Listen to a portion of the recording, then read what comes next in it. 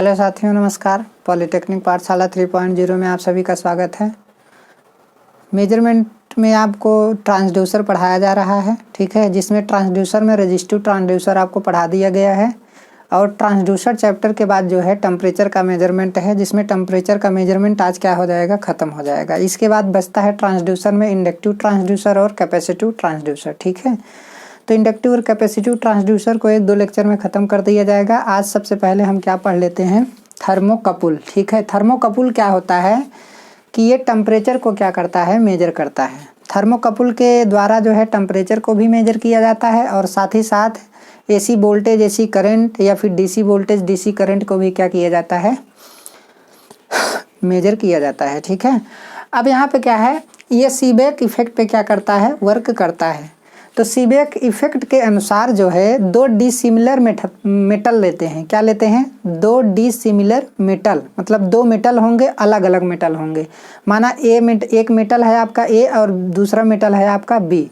तो अगर हमारा ये जो 2 मेटल है, एक आपका ए है और एक आपका क्या है, बी है, ठीक है। तो इन दोनों मेटल को हम यहाँ पर क्या कर रहे हैं, इसे जोड़ दे रहे हैं। यहाँ पे जोड़ दे रहे हैं और यहाँ पे क्या कर रहे हैं, जोड़ दे रहे हैं, ठीक है। तो इस पॉइंट पर ये हमारा जंक्शन बन गया। क्या बन गया, जंक्शन J1, और ये हमारा जंक्शन क्या बन गया, J2 बन गया, ठीक है। अब यहाँ पर क्या है कि इस जंक्शन J1 का टेम्परेचर मान लीजिए T1 है और जंक्शन J2 का टेम्परेचर हमारा क्या है, T2 है, ठीक है।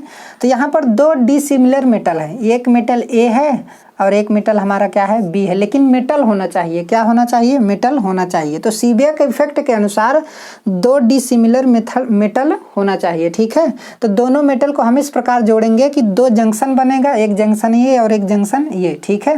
यहाँ का टेम्परेचर T1 होगा और यहाँ का टेम्परेचर क्या होगा, T2 होगा। जब एक जगह का टेम्परेचर हम ज़्यादा रखें और एक जगह के टेम्परेचर को क्या रखें, कम रखें, जगह मतलब जंक्शन, एक जंक्शन का टेम्परेचर कम रखें और एक जंक्शन का टेम्परेचर क्या रखें, ज़्यादा रखें, तो उस कंडीशन में इस सर्किट में जो है ये करंट क्या होने लगती है, फ्लो होने लगती है। समझ में आया।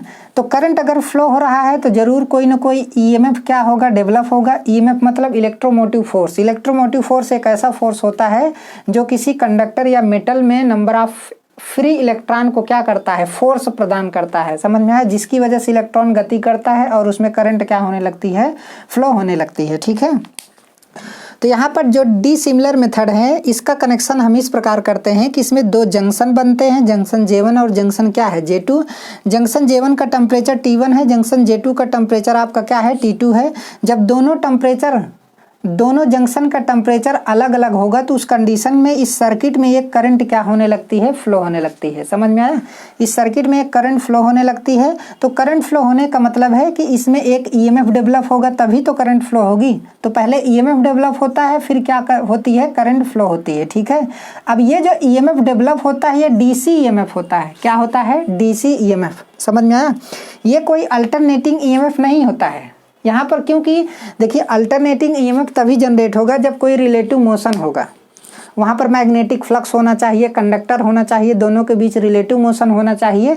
लेकिन यहाँ पर किसी भी प्रकार का कोई भी रिलेटिव मोशन नहीं हो रहा है। सभी पार्ट क्या है, स्टैटिक पार्ट है, कोई भी यहाँ पर मूविंग पार्ट नहीं है। तो यहाँ पर 2 जंक्शन है, J1 और J2, जिनका टेम्परेचर अगर अलग अलग होगा तो सीबेक इफेक्ट के अनुसार यहाँ पर क्या करेगी, करंट क्या करेगी, फ्लो करेगी। समझ में आया। तो जिससे एक ईएमएफ हमें क्या होगा, प्राप्त होगा। और इस ईएमएफ का मान जैसे जैसे बढ़ेगा वैसे वैसे करंट का मान क्या होगा, बढ़ेगा। ये जो ईएमएफ डेवलप होता है ये हमारा क्या है, डीसी ईएमएफ है। हमारा क्या है, डीसी ईएमएफ है, ठीक है। अब यहाँ पे क्या है, ध्यान से देखते हैं। पहले इसकी सेंसिटिविटी को हम क्या करते हैं, निकालते हैं। ये जो डीसी ईएमएफ है, इस डीसी ईएमएफ को हम पीएमएमसी के माध्यम से क्या करते हैं, पीएमएमसी इंस्ट्रूमेंट के माध्यम से हम क्या कर सकते हैं, मेजर कर सकते हैं, ठीक है। अब जैसे मान लीजिए यहाँ पर क्या है, यहाँ पर हम एक टर्मिनल निकाल लिए, यहाँ पर भी हमने एक टर्मिनल निकाल लिया, ठीक है। और टर्मिनल निकाल कर हमने यहाँ पर एक पीएमएमसी इंस्ट्रूमेंट जोड़ दिया, पीएमएमसी, ठीक है। तो पीएमएमसी इंस्ट्रूमेंट हमने जोड़ दिया, तो जो भी वोल्टेज इसमें डेवलप होगा, समझ में आया। देखिए रिसर्च कैसे किया गया, मैं आपको बता दूं कि 2 डिसिमिलर मेटल को पहले क्या किया गया, इस प्रकार जोड़ा गया कि उससे 2 जंक्शन बनाया गया, एक जंक्शन J1 और एक जंक्शन हमारा क्या हो गया, J2 हो गया, ठीक है। अब दोनों जंक्शन का टेम्परेचर अलग अलग रखा गया। जब दोनों जंक्शन का टेम्परेचर अलग अलग रखा गया तो और यहाँ पे तार के माध्यम से टर्मिनल निकालकर हमने एक वोल्ट मीटर को जोड़ दिया। ये हमारा PMMC वोल्ट मीटर है एक प्रकार से, ठीक है। तो क्या हुआ कि इसमें करंट क्या होने लगी, फ्लो होने लगी। जब करंट फ्लो होने लगी तो ये हमारा PMMC वोल्ट मीटर डिफ्लेक्शन क्या कर दिया, बता दिया, विक्षेप बता दिया। तो PMMC वोल्ट मीटर के विक्षेप बताने का ये मतलब है कि इसका मतलब सर्किट में कुछ न कुछ वोल्टेज क्या हुआ है, प्रोड्यूस हुआ है टेम्परेचर डिफरेंस के कारण। हमने ये देखा कि जब दोनों का टेम्परेचर समान है, यहाँ पर देखिए T2 है, जब दोनों का टेम्परेचर समान है तो उस कंडीशन में किसी प्रकार का कोई भी करंट और कोई भी वोल्टेज इसमें डेवलप नहीं हुआ है। लेकिन जब दोनों का टेम्परेचर हमने क्या रखा, अलग अलग रखा, तो उस कंडीशन में ये पाया कि इसमें कोई ना कोई वोल्टेज क्या हुआ है, प्रोड्यूस हुआ है। उस वोल्टेज को हम EMF के नाम से क्या करते हैं, जानते हैं, जिसे बोला जाता है इलेक्ट्रोमोटिव फोर्स, ठीक है। इस EMF के कारण एक करंट फ्लो होती है और ये करंट हमारी क्या होती है, DC। मतलब हमारा EMF और करंट दोनों क्या होते हैं, DC होते हैं, ठीक है। तो DC को हम PMMC इंस्ट्रूमेंट के द्वारा क्या कर सकते हैं, मेजर कर लेते हैं। अब आपको एक बात अच्छे तरीके से पता है कि जो भी यहाँ पर DC डेवलप हो रहा है, ठीक है, जो भी इसमें DC डेवलप हो रहा है, DC को कौन मेजर करता है, DC को केवल PMMC इंस्ट्रूमेंट ही मेजर करता है। आपको हमने अच्छे तरीके से क्या किया था, बताया था, ठीक है। तो ये हमारा क्या है, सीबैक इफेक्ट है कि जब दो डिसिमिलर मेटल को हम क्या करेंगे, हम इस प्रकार कनेक्शन करेंगे कि उसमें दो जंक्शन बनेंगे। दोनों जंक्शन को अगर अलग अलग टेम्परेचर पे रखा जाएगा तो उस कंडीशन में उसके सर्किट में जो है एक करंट फ्लो करती है, जिससे स्पष्ट होता है कि एक EMF हमारा क्या हुआ है, जनरेट हुआ है। और ये EMF हमारा क्या है, DC है, ठीक है। इस DC EMF को हम एक PMMC इंस्ट्रूमेंट के द्वारा हम क्या कर लेते हैं, मेजर कर लेते हैं। यहाँ पर PMMC इंस्ट्रूमेंट जो होता है वो हाई सेंसिटिव इंस्ट्रूमेंट होता है। जो PMMC वोल्ट मीटर होता है वो क्या होता है, हाई सेंसिटिव वोल्ट मीटर होता है। तो जो भी इंस्ट्रूमेंट हम लगाएंगे वो हाई सेंसिटिव होगा, ठीक है, वो क्या होगा, हाई सेंसिटिव होगा। तो ये हमारा क्या है, सीबैक इफेक्ट है। अब यहाँ पे क्या है कि जैसे मान लीजिए हमारा दो डिसिमिलर मेटल है, एक A है और क्या है आपका B है, ठीक है। यहाँ पर हमने क्या कर दिया, दो जंक्शन बना दिया। यहाँ पर हमने दो जंक्शन क्या कर दिया, बना दिया। जंक्शन J2 हो गया और ये आपका क्या हो गया, J1। इसका टेम्परेचर T1 है और इसका टेम्परेचर क्या है, T2 है। तो अब यहाँ पर टेम्परेचर में डिफरेंस हमारा क्या है, डेल्टा T। डेल्टा T बराबर आपका मान लीजिए T2 अगर ज़्यादा है, T2 अगर ज़्यादा, T2 इज ग्रेटर देन क्या होगा, T1 होगा। T2 is greater than T1 होगा तो उस कंडीशन में डेल्टा T हमारा डेल्टा T बराबर क्या हो जाएगा, T2 माइनस आपका T1 हो जाएगा। अगर T1 इज ग्रेटर देन क्या है, T2 है, तो इस कंडीशन में डेल्टा T बराबर हमारा क्या हो जाएगा, T1 माइनस क्या हो जाएगा, T2 हो जाएगा। तो ये डेल्टा T हमारा क्या है, टेम्परेचर डिफरेंस है। तो ये पाया गया कि टेम्परेचर डिफरेंस जितना ज़्यादा होगा उतना ही ज़्यादा इसमें EMF और करंट क्या होगी, डेवलप होगी। जैसे जैसे टेम्परेचर डिफरेंस ज़्यादा होगा वैसे वैसे EMF और करंट क्या होगी, ज़्यादा डेवलप होगी। समझ में आया। अब जो EMF डेवलप होता है, EMF is directly proportional to delta T। Delta T क्या है, हमारा टेम्परेचर डिफरेंस है। समझ में आया। और ये हमारा क्या है, EMF है। तो टेम्परेचर डिफरेंस जैसे जैसे बढ़ेगा, देखिए ये इनपुट है और ये हमारा क्या है, आउटपुट है। ये तो हमारा इनपुट होगा ना, क्योंकि दोनों जंक्शन को अलग अलग टेम्परेचर पे हम रखेंगे तो हमारा टेम्परेचर का डिफरेंस होगा, जो क्या होगा, इनपुट होगा। और ये हमारा जो आउटपुट में EMF डेवलप हो रहा है हमारा क्या होगा, आउटपुट होगा। मतलब जो EMF डेवलप हो रहा है वो किस में होगा, आउटपुट में होगा, ठीक है। तो अब यहाँ पे क्या है कि EMF बराबर आपका S इंटू डेल्टा क्या हो जाएगा, T हो जाएगा, ठीक है। ये हमारा क्या हो जाएगा, T हो जाएगा। तो S क्या है हमारा, सेंसिटिविटी। S बराबर आपका हो जाएगा EMF बटे आपका क्या हो जाएगा, डेल्टा T हो जाएगा। समझ में आया। ये आपका आउटपुट चेंज और ये बटे क्या है, इनपुट चेंज है, ठीक है। तो ये आउटपुट हुआ और ये आपका क्या हुआ, इनपुट। EMF आपका आउटपुट हुआ और इनपुट आपका क्या हुआ, इनपुट आपका डेल्टा T हो गया, ठीक है। तो इस तरीके से सेंसिटिविटी, आप थर्मोकपल की सेंसिटिविटी को आप आसानी के साथ क्या कर सकते हैं, कैलकुलेट कर सकते हैं। अगर इसके फिगर को बनाना है तो फिगर को आप इस तरीके से क्या कर सकते हैं, बना सकते हैं। जैसे हमारा एक मेटल A है और एक मेटल हमारा क्या है, B है। तो इस कंडीशन में यहाँ पर हम इसको जोड़ रहे हैं और इस तरीके से जोड़ेंगे कि हमारा जंक्शन J1 हो गया और हमारा जंक्शन क्या हो गया, J2 हो गया। अब यहाँ पे क्या है कि ये हमारा इसका टेम्परेचर T1 हो गया और इसका टेम्परेचर हमारा क्या हो गया, T2 हो गया। तो हम यहाँ पर टर्मिनल निकाल लेंगे यहाँ से, ठीक है। इस पॉइंट से मान लीजिए हम यहाँ से क्या निकाल लेंगे, टर्मिनल निकाल लेंगे और यहाँ पर हम एक वोल्ट मीटर को क्या कर देंगे, जोड़ देंगे। आप वोल्ट मीटर जोड़ दीजिए चाहे एमीटर जोड़ दीजिए, ठीक है। अब यहाँ पे क्या है, ये जो हमारा इंस्ट्रूमेंट लगाएंगे यहाँ पर, ये हमारा क्या होगा, पीएमएमसी इंस्ट्रूमेंट होगा। पीएमएमसी इंस्ट्रूमेंट हम इसलिए लगा रहे हैं क्योंकि इसमें एरर बहुत कम होता है, हाईली सेंसिटिव होता है, ठीक है। और यहाँ पर ये जो जंक्शन आपका J1 है, जिसका टेम्परेचर ये J1 है और इसका टेम्परेचर क्या है आपका T1 है, तो यहाँ पर हम क्या करेंगे, एक हीटर लगा देंगे। यहाँ पर हम क्या लगाएंगे, एक हीटर लगा देंगे। तो बताइए जब यहाँ पर एक हीटर लगा देंगे तो इस कंडीशन में चाहे AC दीजिए, AC या फिर आप क्या दीजिए, DC दीजिए, AC या फिर आप क्या दीजिए, DC दीजिए। भाई अगर कोई हीटर है तो हीटर को चाहे आप DC पे चलाइए चाहे AC पे चलाइए, हीट उतना ही डेवलप होना है। समझ में आया? यही कारण है कि इनपुट में आप चाहे DC दीजिए चाहे AC दीजिए, यहाँ पर इंस्ट्रूमेंट, ये जो PMMC इंस्ट्रूमेंट है, दोनों कंडीशन में डिफ्लेक्शन देगा। क्योंकि यहाँ पर DC भी हीट डेवलप करेगा तो टेम्परेचर T1 क्या हो जाएगा, ज़्यादा हो जाएगा। जैसे DC हमने फ्लो कराया तो इसमें हीट क्या होगा, ज़्यादा डेवलप होगा, तो T1 इस जंक्शन का टेम्परेचर बहुत ज़्यादा होगा। T2 का मान तो मान लीजिए हम स्थिर रख रहे हैं, ठीक है। लेकिन जब AC या DC दे करके हम काफ़ी ज़्यादा यहाँ पर करंट को फ्लो कराएंगे तो हीट ज़्यादा डेवलप होगा। हीट ज़्यादा डेवलप होगा तो T1 टेम्परेचर क्या हो जाएगा, बढ़ जाएगा, जिससे टेम्परेचर डिफरेंस क्या हो जाएगा, बढ़ जाएगा। टेम्परेचर डिफरेंस बढ़ेगा तो इसमें करंट क्या होगी, फ्लो होगी, जिसकी वजह से EMF इसमें क्या होगा, डेवलप होगा। और इस EMF या फिर करंट को PMMC इंस्ट्रूमेंट क्या कर लेगा, मेजर कर लेगा, ठीक है।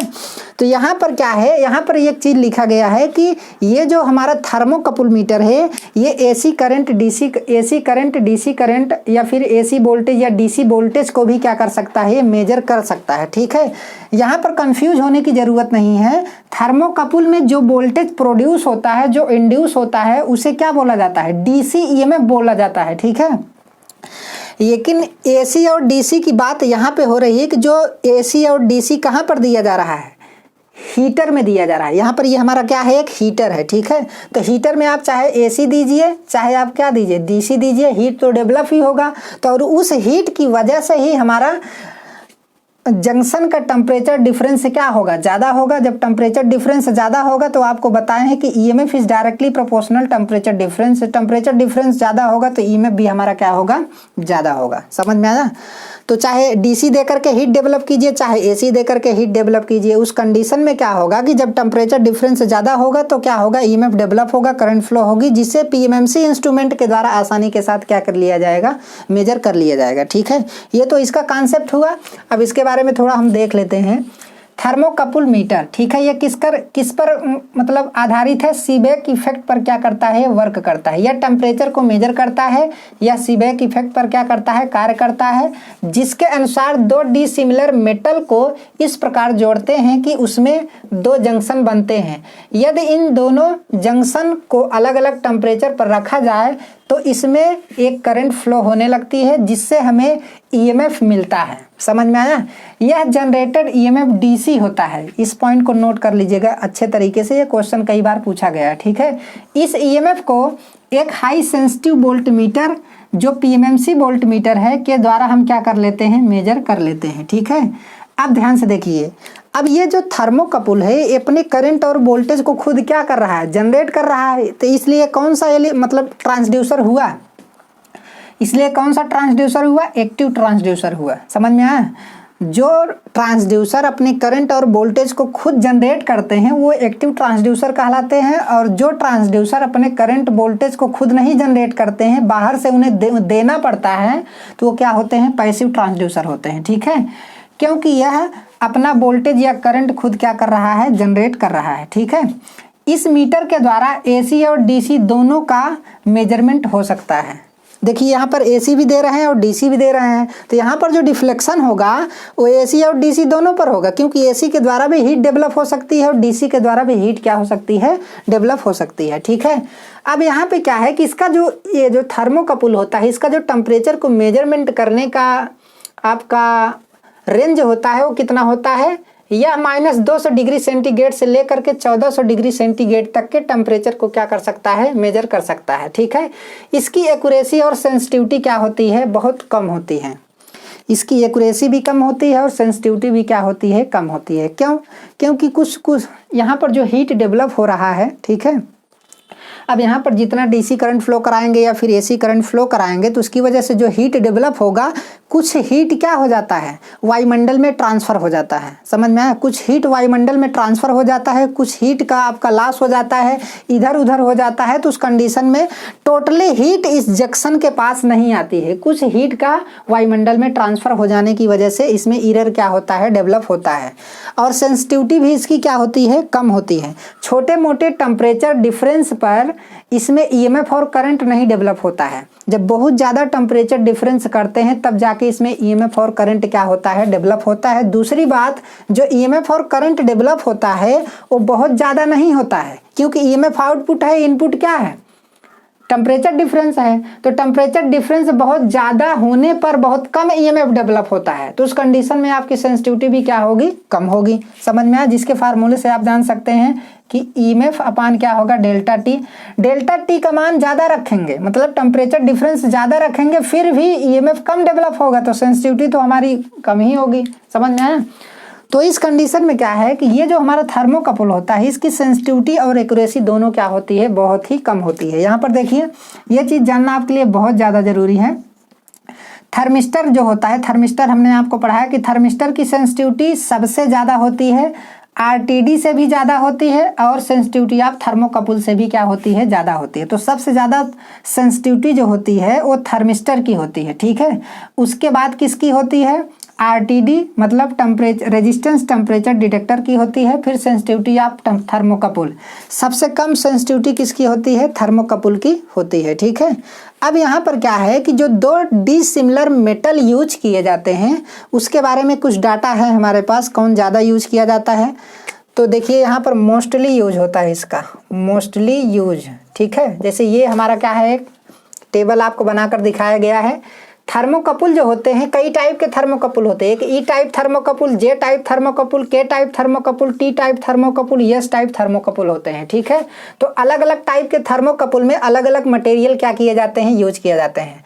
अब देखिए यहाँ पर क्या, ई टाइप में क्या है कि ये क्रोमल और कांस्टेंटन यूज किया जाता है। क्या यूज किया जाता है, क्रोमल और क्या, कांस्टेंटन। तो क्रोमल एक अलग मेटल है, कांस्टेंटन एक क्या है, अलग, मतलब मिश्र धातु है एक प्रकार से कहा जाए तो, ठीक है। ये सब क्या है, अलग अलग मेटल है। तो इस कंडीशन में क्या है, अब यहाँ पर डिसिमिलर मेटल हुए ना, तो इसका जो टेम्परेचर को मेजरमेंट करने का रेंज है वो 850 डिग्री सेंटीग्रेड है। ये मोस्टली यूज होता है, ये क्या होता है, मोस्टली यूज होता है। जे टाइप में क्या होता है कि आयरन यूज किया जाता है और कांस्टेंटन यूज किया जाता है। समझ में आया? ये 1000 डिग्री सेंटीग्रेड तक के टेम्परेचर को क्या कर सकता है, मेजर कर सकता है। के टाइप में आपका क्या है, क्रोमल और एल्यूमल है। क्रोमल अलग है और एल्यूमल अलग है, ठीक है। तो ये अलग अलग क्या है, हमारे मेटल होंगे, एक प्रकार के मिश्र धातु होंगे, ठीक है। तो यहाँ पर क्या होगा, आपका 1200 डिग्री सेंटीग्रेड तक के टेम्परेचर कोई क्या कर सकता है, मेजर कर सकता है। ये हमारा कापर है और क्या है, कांस्टेंटन है। तो कापर और कांस्टेंटन से भी थर्मोकपल क्या किया जाता है, डिजाइन किया जाता है। तो ये 350 डिग्री सेंटीग्रेड तक के टेम्परेचर को क्या कर सकता है, मेजर कर सकता है। यहाँ पर क्या है, यस टाइप में, ये तो टी टाइप था, ये आपका क्या है, यस टाइप में है, ठीक है। तो यस टाइप में हमारा प्लेटिनम और रोडियम क्या होता है, प्लेटिनम और रोडियम, ठीक है। अब प्लस आपका क्या है, प्लेटिनम और रोडियम। यहाँ पर क्या आपको देखिए सेम चीज लग रहा है ना, लेकिन यहाँ पर परसेंटेज क्या है, अलग है। प्लेटिनम और रोडियम दो अलग अलग मेटल का यूज करके हम थर्मोकपल बना सकते हैं। प्लेटिनम और रोडियम दो अलग अलग मेटल का यूज करके हम थर्मोकपल बना सकते हैं, लेकिन यहाँ पर परसेंटेज चेंज है। यहाँ पर क्या चेंज है, परसेंटेज आपका क्या है, चेंज है, ठीक है। तो अब यहाँ पे क्या है, ये 1400 डिग्री सेंटीग्रेड तक के टेम्परेचर को क्या कर सकता है, मेजर कर सकता है। समझ में आया? तो ये रहा आपका थर्मोकपल। थर्मोकपल के द्वारा करंट, वोल्टेज चाहे एसी हो चाहे डीसी हो मेजर किया जाता है। यह सीबेक इफेक्ट पे आधारित है, ठीक है। सीबेक इफेक्ट का ठीक उल्टा एक पेल्टियर इफेक्ट होता है। क्या होता है, सीबेक इफेक्ट का ठीक उल्टा एक पेल्टियर इफेक्ट होता है। पेल्टियर इफेक्ट आपको नहीं समझना है, ठीक है। आप इतना ही लिख देंगे तो आपके एग्जाम में हो सकता है कि आए। अभी तो मान लीजिए थर्मोकपल पूछा नहीं गया है, लेकिन हो सकता है कि सिलेबस में नया दिया है तो उस कंडीशन में ये पूछ सकता है। तो थर्मोकपल आप लोग अच्छे तरीके से पढ़ लीजिएगा। अगर क्लास आप लोगों को अच्छा लग रहा है तो चैनल को ज़्यादा से ज़्यादा शेयर कीजिए, ठीक है। वीडियो को ज़्यादा से ज़्यादा शेयर कीजिए और सब्सक्राइब भी कीजिए, ठीक है। धन्यवाद।